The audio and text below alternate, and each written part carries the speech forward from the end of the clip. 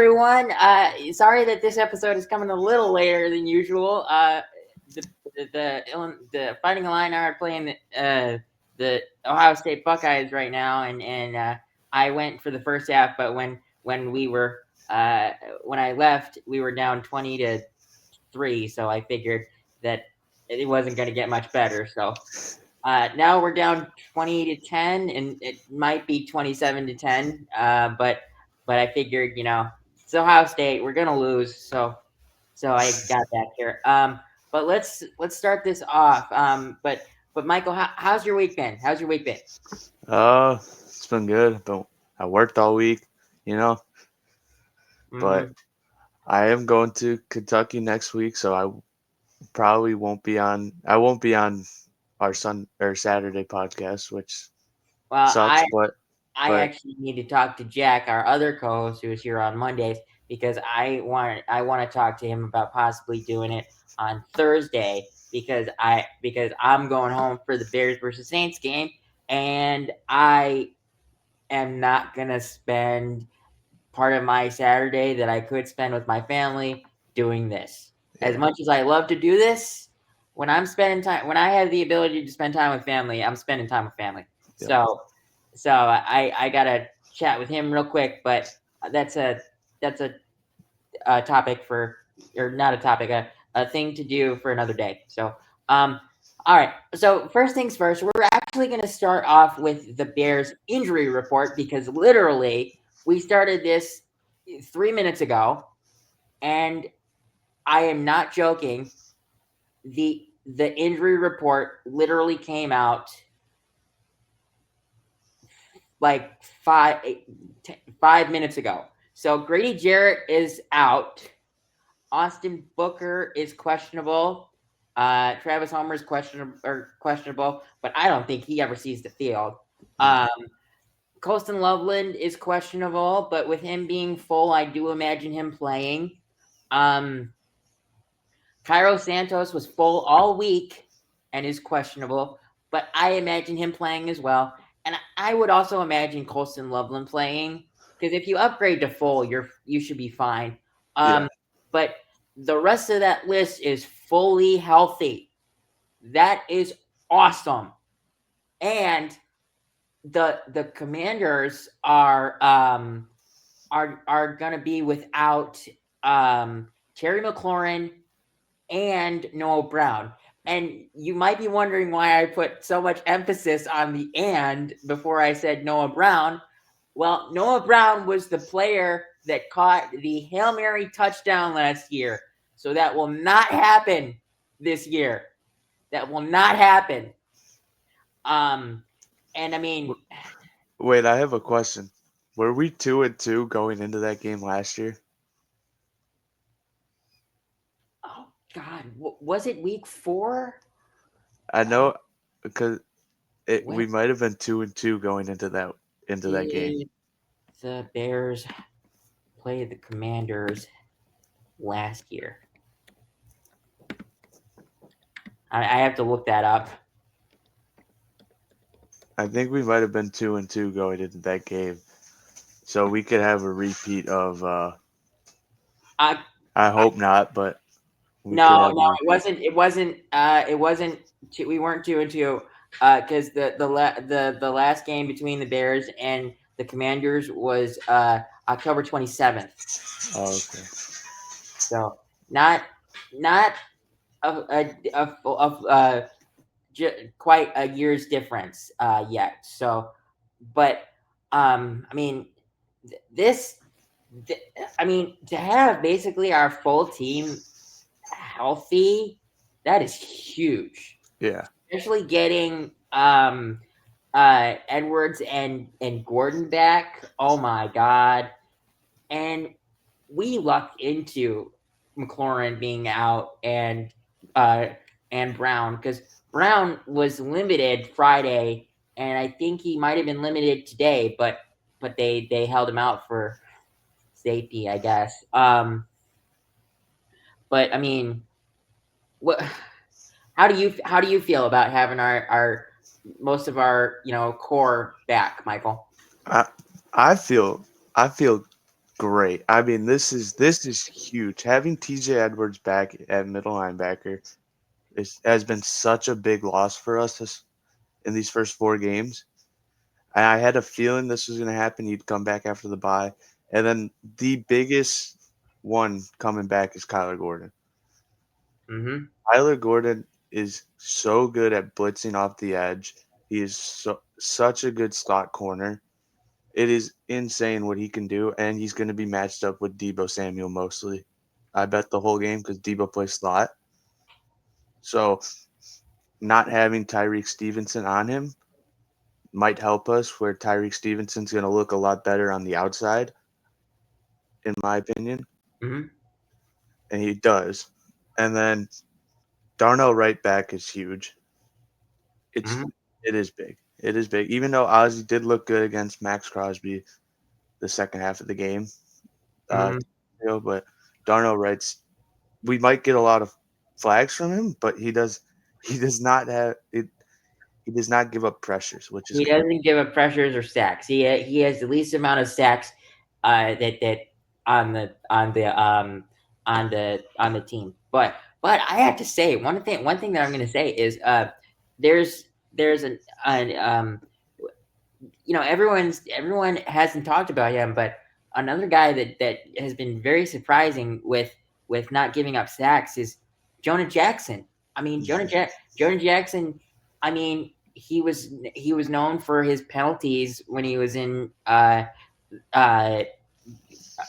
L.A. And I think he's only given up like 4 pressures in uh, in the first 4 weeks. And I mean, that's a credit to Ben Johnson because Ben Johnson knows the guys that work well on his offense for his offense, and he got Joe Tooney and Jonah Jackson to be on the inside of the offensive line. So, uh, Yeah, um, a round of applause for Ben Johnson there. But there's also something that I need to say.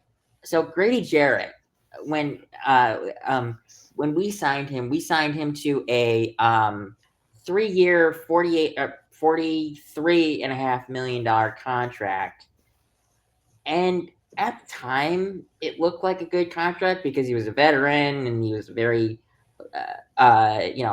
locker room leader type guy. But I don't know. I think it's starting to turn into one of those questionable signings uh, by Ryan Poles because he's been out for the last 3 weeks or 2 weeks. yeah. No, he was Raiders, and now this game. Yeah, because last week was our bye week, so that doesn't Yeah, count. But but the thing is, like, as a veteran with him, you should be able to get 1 day of practice in and be fine to play yeah, because he's a 10-year veteran. I mean, I hope that he turns it around, but I mean, it is technically only a 2-year deal because the third year is or the first 2 years are guaranteed, and then the third year is basically, oh, let's see how your first two seasons go, and then we'll decide if we want to keep you for a third year. yeah. But I don't know. I hope he gets back next week. I mean, not that's not me saying that because I want to see him at the game I'm going to, but I'm saying it because we need him. Um, Yeah.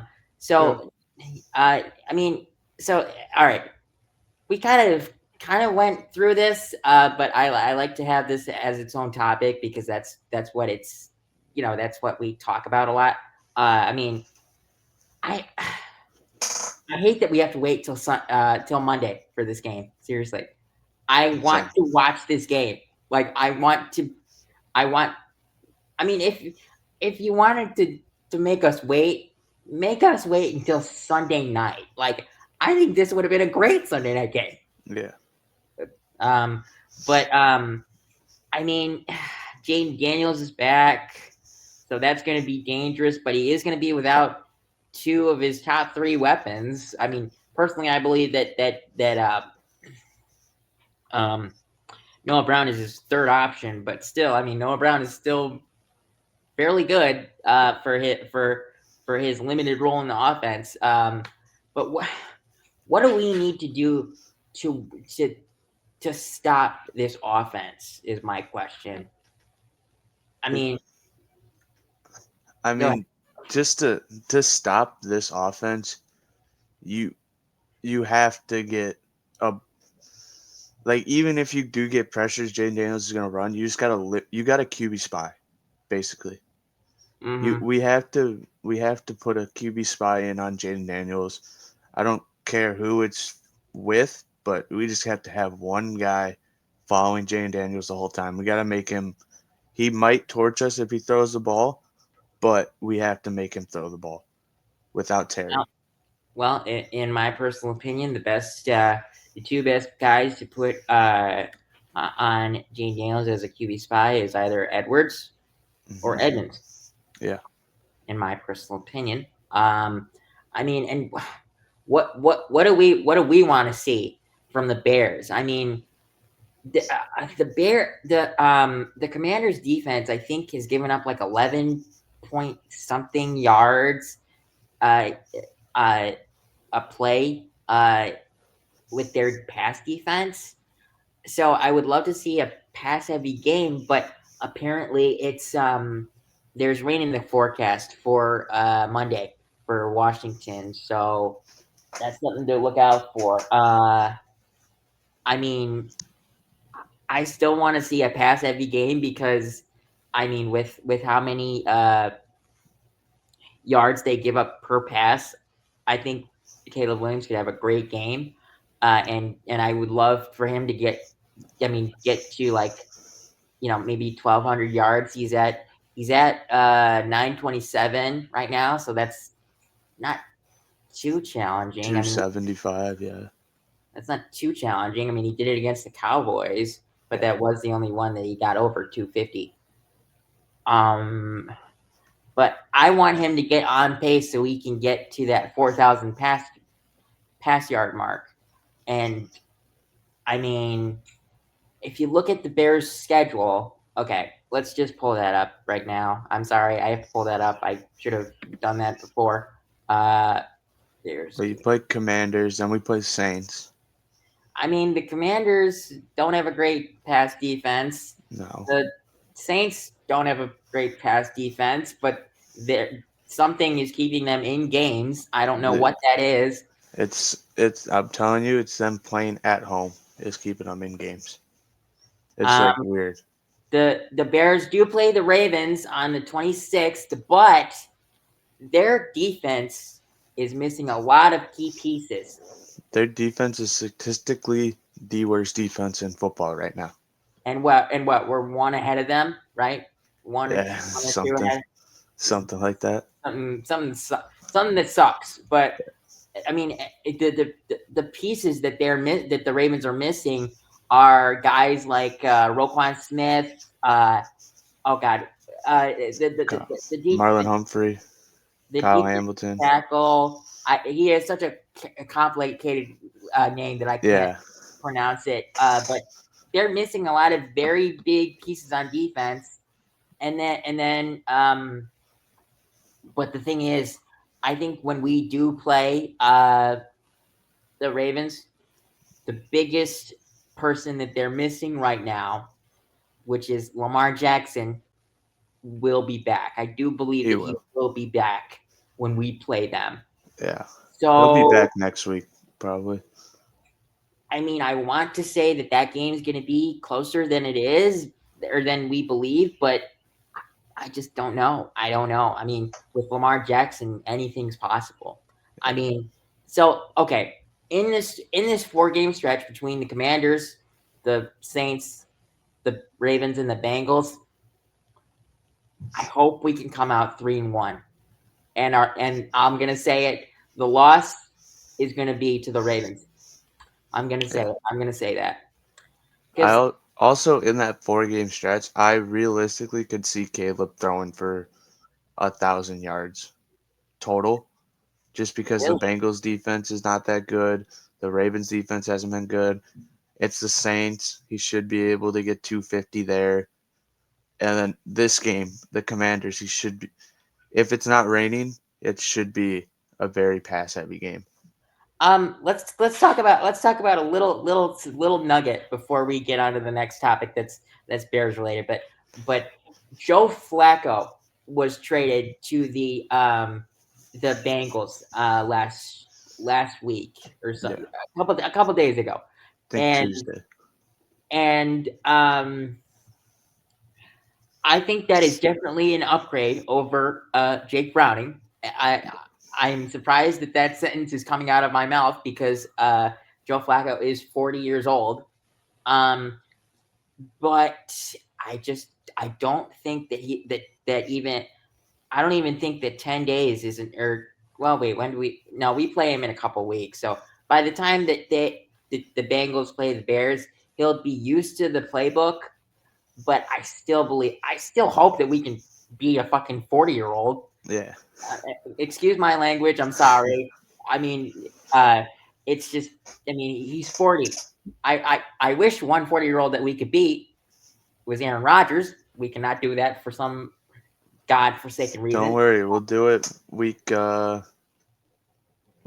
or 10 whenever we play them, or Hang 11, on, whatever hang it on, is. hang on. I can answer that question. Week 12. Week Week 12. 12. Okay, yeah, we'll beat them week 12. Don't worry. I hope so. I hope you're right, man. But let's get into some of the more big topics. So Theo Benedict was named starter at left tackle today by Ben Johnson, and honestly, I'm happy. I'm happy about it. I'm happy about it, and it's.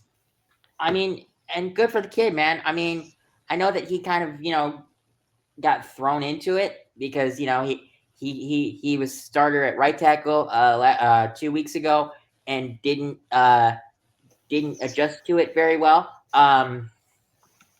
But then Ben Johnson took out Braxton Jones and it was like, Theo, you're going to left and Ozzy is going to right. But with Darnell Wright back, we don't need Ozzy out there right now. I do imagine that we will see him later on this season because that's what Ben Johnson said. Um, but if that's the case, I would imagine that Ben Johnson has the tough conversation with Darnell Wright about moving to left tackle. Um, and I mean, I was very impressed with Benedict at left at left tackle a couple weeks ago, and sometimes just a change of player is what you need, and I think he held his own against whoever was on the right side. He didn't Yeah, or he left did on good. the left side on the left side. Sorry, he didn't do that well against Max Crosby, but it's Max Crosby. Who expects to do well? But what are your thoughts on this, Michael? Yeah, I think this is his more natural position, left tackle. Personally, I mean, he just played a whole lot better. I mean, I know it wasn't against Max Crosby. Maybe that's why he looked very bad. Not very bad, but that's why he looked bad. Yeah. But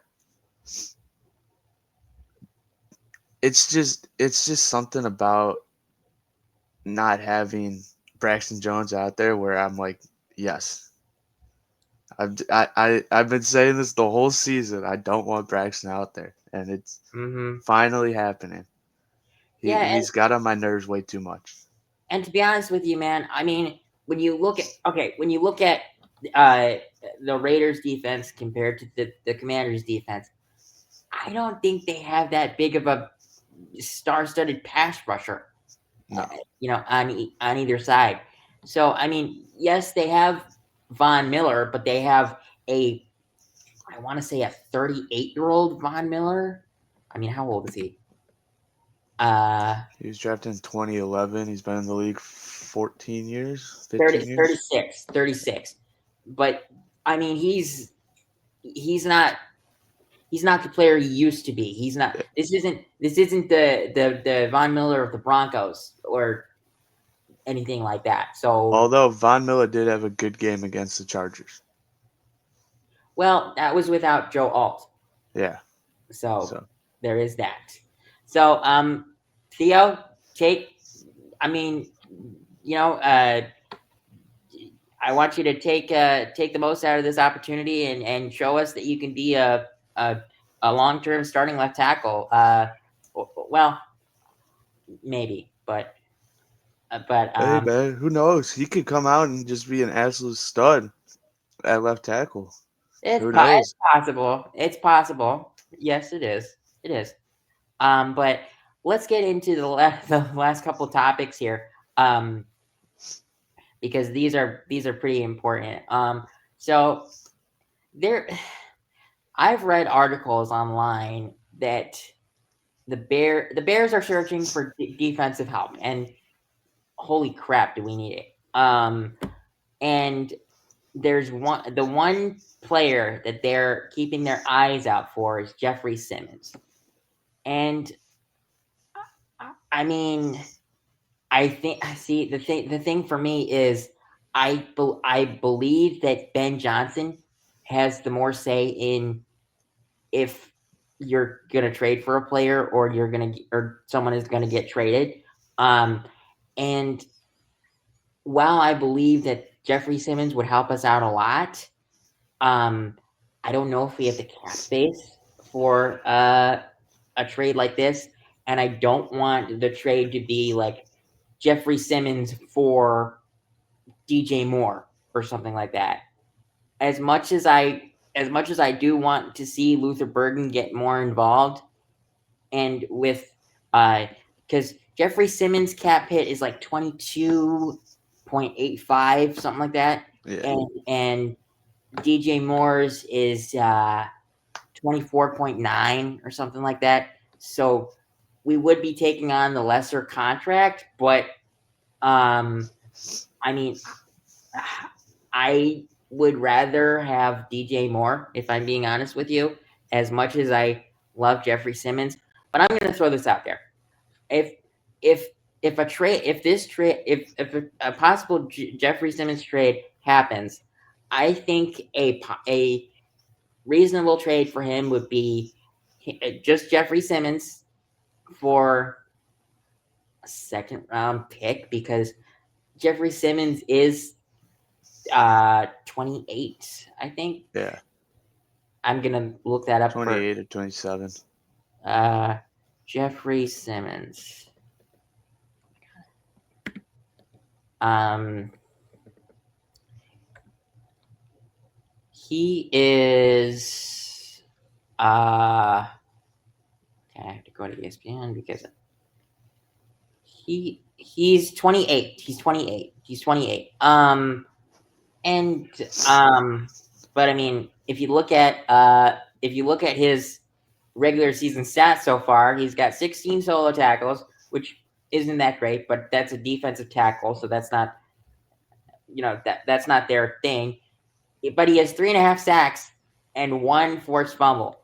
And to put this into perspective, the Bears as a whole have 5 total sacks. 5. That is not a lot for a Dennis Allen type defense. That's bad. That's bad actually.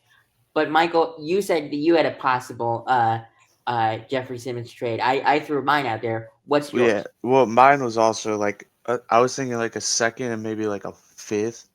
Like if we have to Just throw in like a fifth or a sixth to just get to it make done. it done. Yeah. Yeah. But I wouldn't personally trade a player in my Mhm. opinion for him. But if it's like someone like smaller, I'm okay with. As long Like as it's not like like one of like a big dog, like if it's not like a big dog, I don't. Then we can do whatever we need to get it done. Because Jeffrey Simmons would be such a good add to this run defense, pass pressure, everything. Like he's a guy you go out and you get. Like if you could get, you go out and you get him. So Mhm. that's just my opinion. I think you kind of do what you have to do. Just don't give up one of your big dogs on defense or offense. Yeah, like I mean, okay, I'm gonna throw it out there. I'm gonna throw this person's name out there. I don't know if it's a possibility, but if it's a player for a player, I mean, I don't think this gets done.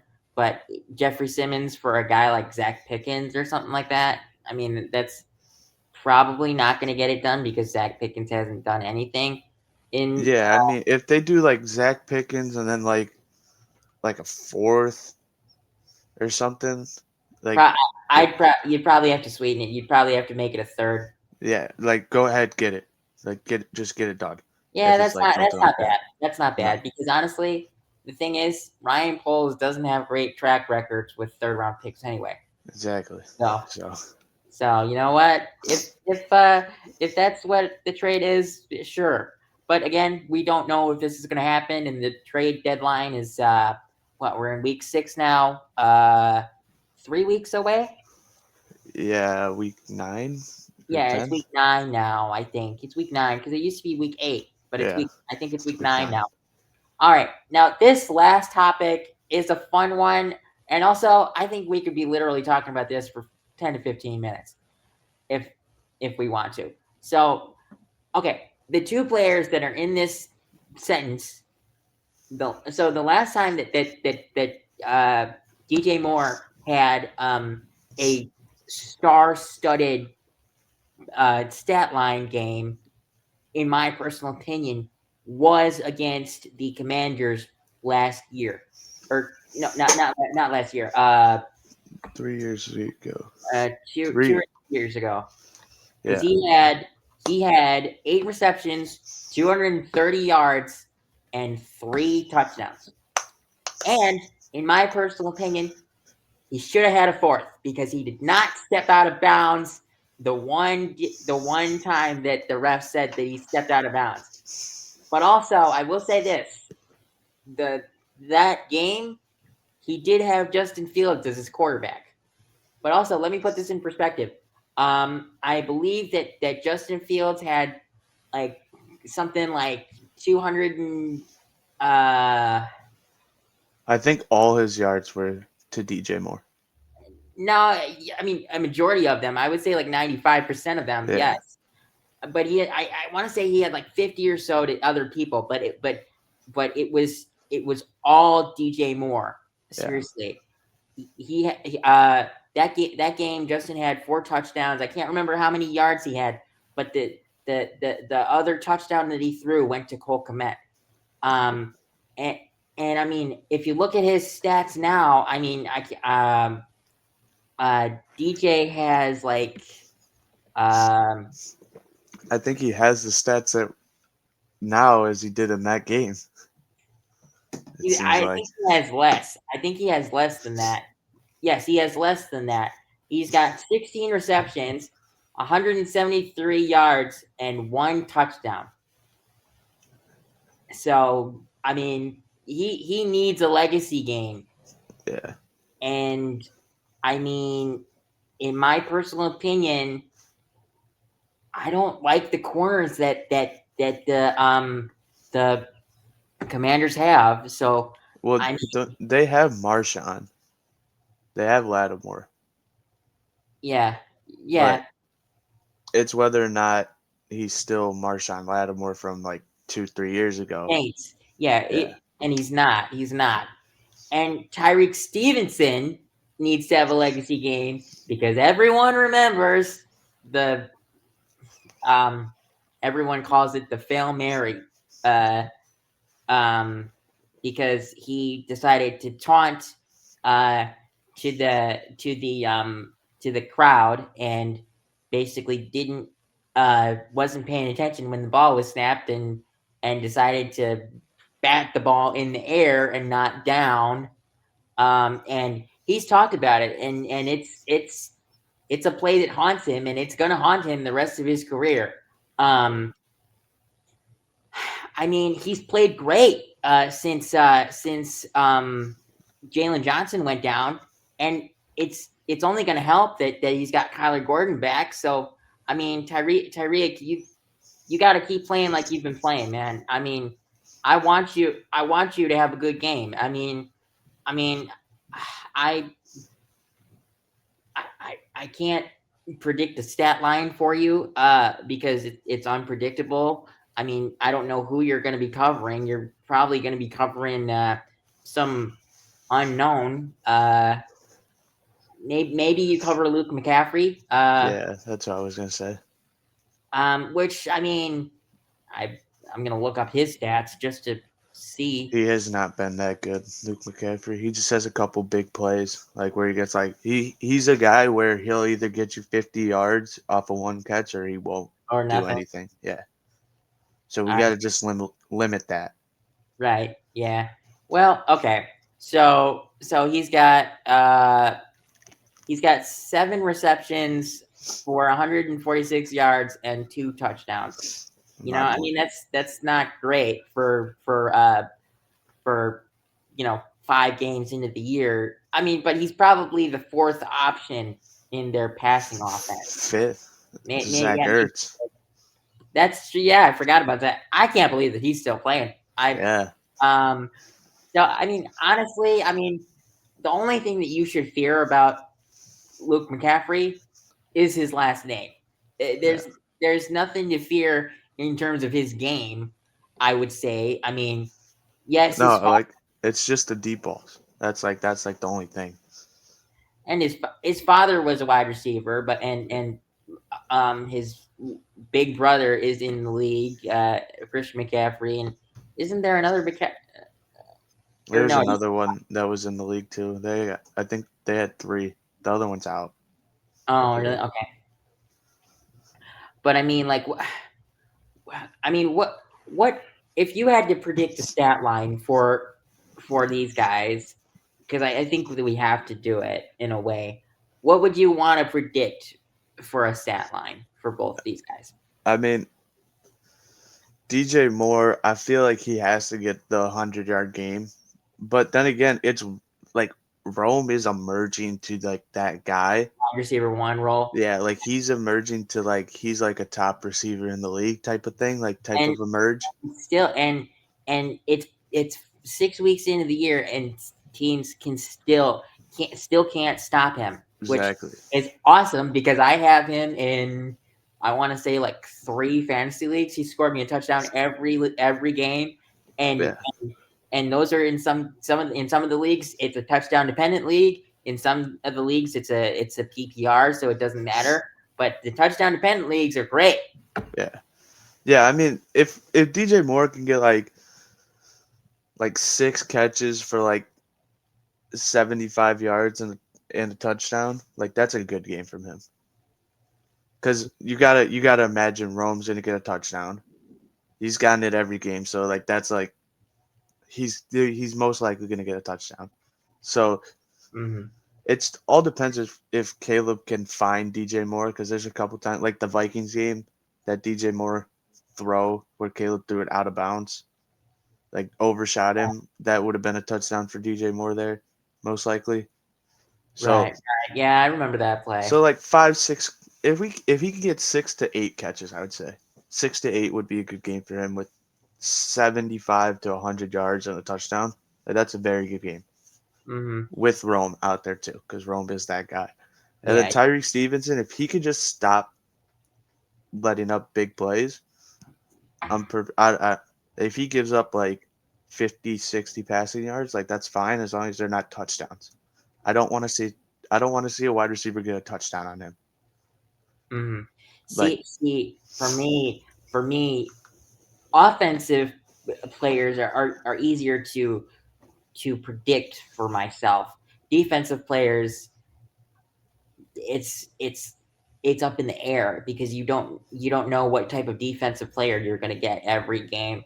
With DJ Moore, he's been in this league for a while. The thing that is hard is, for the early part of his career, he had terrible QB play. He had like 5 different quarterbacks with the Panthers, and then yeah, and now he's gotten 2 different ones with Justin Fields, 3 actually: Justin Fields, Tyson Bagent, and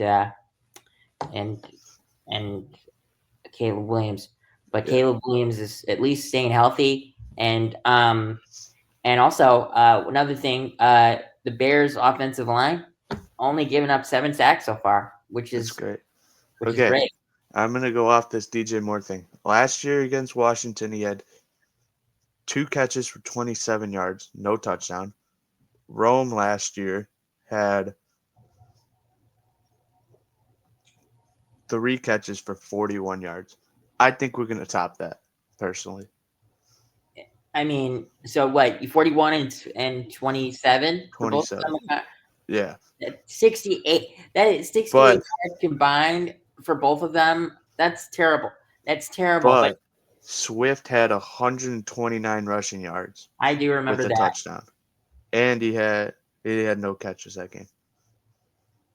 But So, Swift is not. I mean, he has. He's not the player that we thought he was when we signed him at all. yeah. But Ed Caleb only had 131 passing yards that game. and somehow we barely lost. Yeah, That hurts. that hurts a Uh, lot. we Caleb, you better get over 150. If you don't, Jaden, And if you don't, Jaden Daniels is your kryptonite. Jaden Daniels had 326 against us. Well, we had a terrible defense. Well, we have a terrible defense now, but we also had a very terrible defense last year, Yeah. and it was arguably worse last year. Yeah. I mean, at least we feel more confident on our play caller, because I mean, I think no, it was Manny Berflus wasn't quite fired yet. What game did he get fired? Uh the It game wasn't after the Lions game. so. So that was Thanksgiving. So it was The after week Thanksgiving. after Thanksgiving, yeah. How did we have Manny Berflus for that long after the Hail Mary debacle? And I'm gonna put this out there. Terry against us had 105 catches for 125 yards. And he's not playing. So He's that not playing. that takes out what? So you said he had 300 and what? Jane Daniels. 326. So that's 201. That's that's below average for a Yep. quarterback. In a game, in terms of passing yards. So that's great. So he's And at. yeah, he's so And then Noah Brown had that one catch that was probably what 65 yards yeah. or And they something. had they had Zacchaeus last year, but he didn't play. Well, So he I doesn't play thought I much on thought he played, but he didn't play. he doesn't play much on the Bears either because you No. you mentioned that he only run one route. So, Yeah. um, but if I think that's going to be all for us today. And we will have our episode on Tuesday because the Bears play on Monday. I I wish that they played tomorrow, but they don't. We gotta wait. And hopefully we come out with a win. I mean, we're 2-2. I don't want to be 2-3. I mean, if we're 2-3, I feel a little less confident in our ability to beat the Saints. Yeah. In my personal opinion. Um. All right. Last thing. Last thing. Let's just do a score prediction. Let's just do it. Let's just do it. Um. Okay. The over under on this. And I only know this because of our podcast network that we work for. We use Novig. So if you guys want to check that out, use our promo code ETB Sports Network, and you can get $53 to bet if you spend $5. Um, the over under on that is 50 and a half. I Yep. mean, that's really high. But I said it in the prediction, and I'm gonna say it again.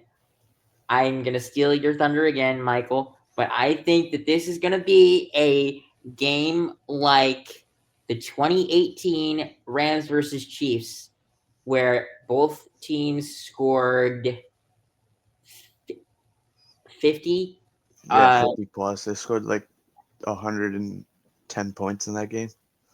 I don't think that we'll get up to 110 between No. both teams, but I could see us getting up to.